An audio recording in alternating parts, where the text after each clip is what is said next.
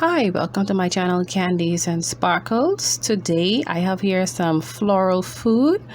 I'm going to be putting it inside my water as I'm preparing it to nourish my floral arrangements.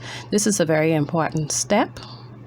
Stir, stir, stir to make sure that the floral food is mixed very well in the water.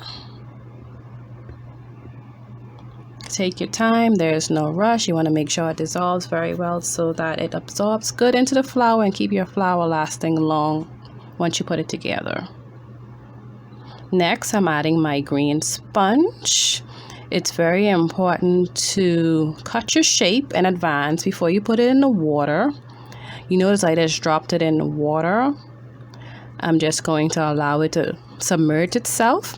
It's very important to let the sponge absorb the water on its own. Never ever push the sponge into the water because you're going to force it to introduce unnecessary air bubbles into the floral arrangement, and that causes the floral arrangement to spoil or go bad before its time. Air is never good inside floral arrangements.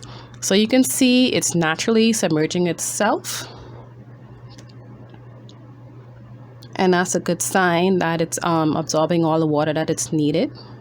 Floral arrangements need at least, or floral foam I should say, need at least 3 to 5 minutes inside water or your water bin to absorb the water.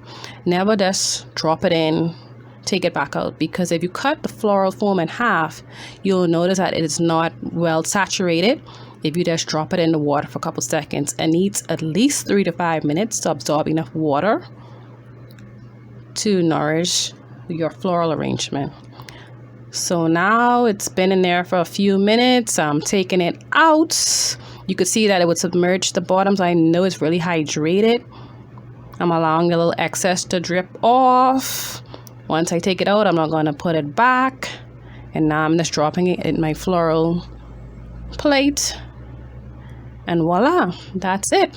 So when you're ready, you just put your tape across. And that's how you nourish your floral foam for your floral.